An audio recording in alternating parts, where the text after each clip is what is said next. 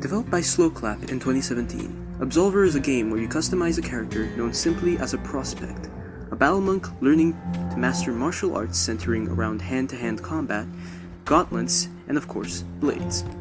As a devout prospect, you also practice the arts of folding, an ability that allows you to make matter such as your weapons materialize or dematerialize. Folding, or your ability to do so, is all thanks to essence, a material that was mined in Razlan for the glory of Adal, which ultimately led to destruction of Razlan in an event called the Cataclysm.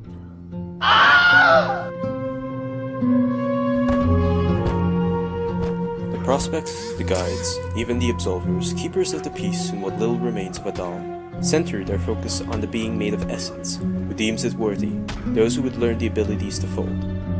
After gaining the knowledge to fold, Razlan becomes the training grounds for prospect.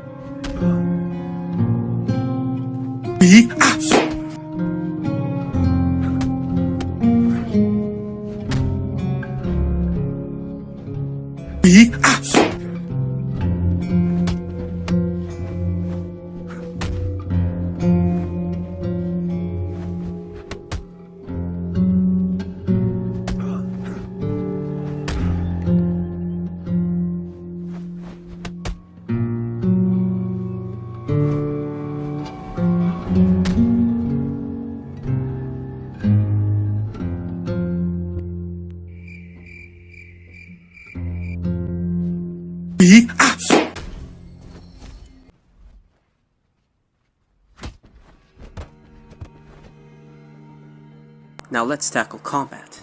The person we're fighting is an optional boss, and his style is an obvious nod to the stance called Drunken Fist. My fellow martial arts enthusiast will remember that Jackie Chan was who made and choreographed this particular stance. As a prospect, you are weak but not helpless. Fight and win, you get to keep your battle experience for blocking and dodging your opponent's attempts to take you down. Fight and lose, and you gain more chances to learn.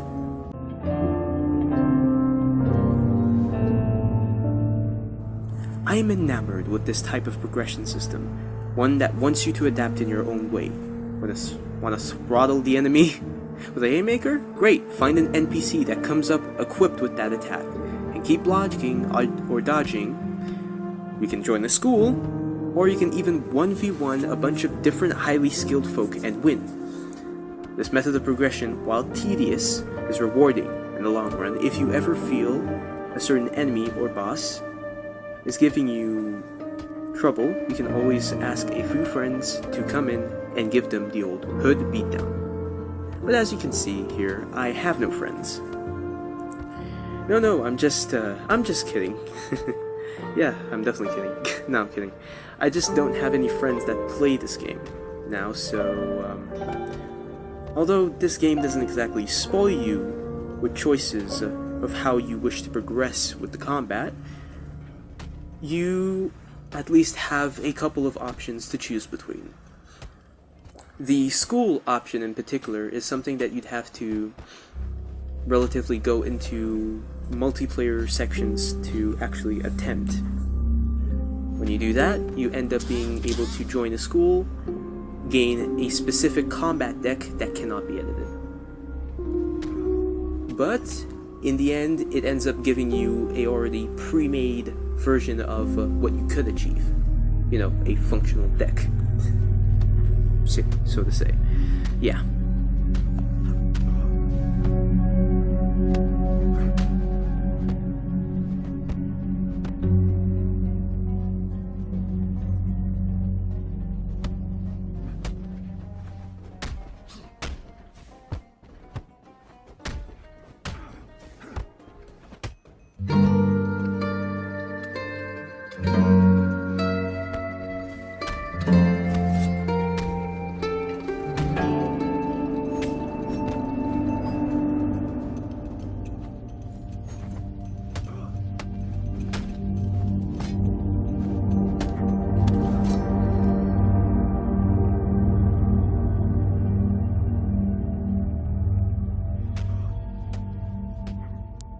Now we get to my favorite part, deck building.